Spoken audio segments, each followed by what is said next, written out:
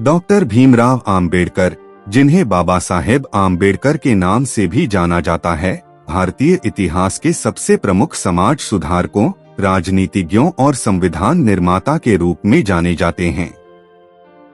उनका जन्म 14 अप्रैल 1891 को मध्य प्रदेश के महू में एक महार परिवार में हुआ था, जो समाज के सबसे निचले तबके माने जाते थे। उस समय के भारतीय समाज में जाति प्रथा बहुत प्रबल थी और नीच जातियों को अनेक प्रकार के सामाजिक और आर्थिक अत्याचार सहने पड़ते थे।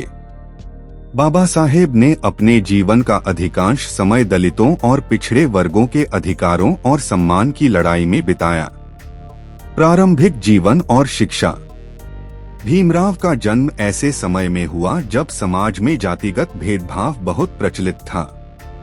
वे महार जाति से थे, जिसे अछूत माना जाता था और इसके कारण उन्हें और उनके परिवार को समाज के शोषण और तिरस्कार का सामना करना पड़ता था। भीमराव के पिता रामजी मालोजी सकपाल ब्रिटिश भारतीय सेना में सूबेदार थे, जो स्वयं शिक्षित थे और अपने बच्चों को भी शिक्षा दिलाने के लिए दृढ़ संकल्पित थे। इसी के परिणामस्वरूप भीमराव को शिक्षा प्राप्त करने का अवसर मिला, लेकिन उन्हें स्कूल में भी जातिगत भेदभाव का सामना करना पड़ा। वे अन्य छात्रों से अलग बैठते थे और शिक्षकों से भी उन्हें उचित ध्यान नहीं मिलता था। फिर भी उन्होंने अपने दृढ़ संकल्प और मेहनत के बल पर उच्च शिक्षा प्राप्त की। प्रारंभिक शिक्षा के बाद भीमराव ने 1907 में बॉम्बे विश्वविद्यालय से मैट्रिक की परीक्षा उत्तीर्ण की। इसके बाद उन्होंने 1912 में एल्फिंस्टन कॉलेज से स्नातक की डिग्री प्राप्त की। उनकी शिक्षा के प्रति लगन और अद्वितीय बुद्धिमत्ता को देखते हुए बड़ौदा के महाराजा सयाजीराव गायकवाड़ ने उन्हें आगे की पढ़ाई के लिए छात्रवृत्ति प्रदान की।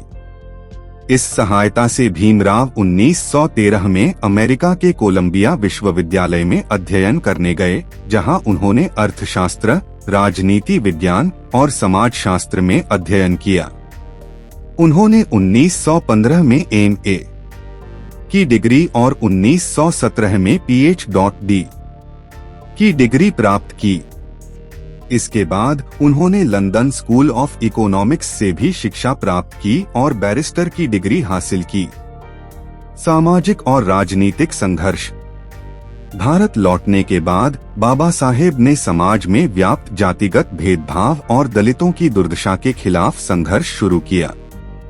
1920 के दशक में उन्होंने दलितों के अधिकारों के लिए कई आंदोलनों का नेतृत्व किया।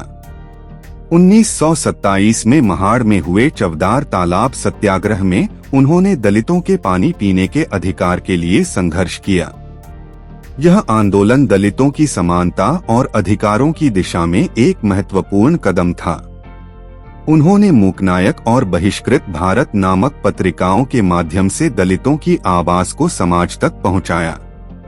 1930 के दशक में बाबा साहेब आम्बेडकर ने दलितों के लिए पृथक निर्वाचक मंडल की मांग की, जिससे दलितों को राजनीतिक प्रतिनिधित्व मिल सके।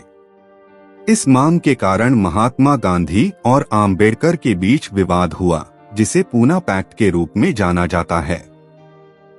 इस समझौते के तहत दलितों को पृथक निर्वाचक मंडल का अधिकार नहीं मिला, लेकिन उन्हें आरक्षित सीटों का अधिकार दिया गया।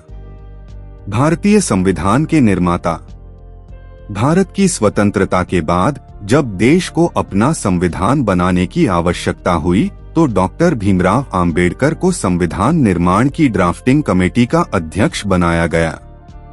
उन्होंने भारतीय संविधान का मसौदा तैयार किया, जिसे 26 नवंबर 1949 को अंगीकार किया गया। आम्बेडकर ने संविधान में समानता, स्वतंत्रता और बंधुत्व के सिद्धांतों को महत्व दिया, जिससे भारतीय समाज में समता और न्याय की स्थापना हो सके।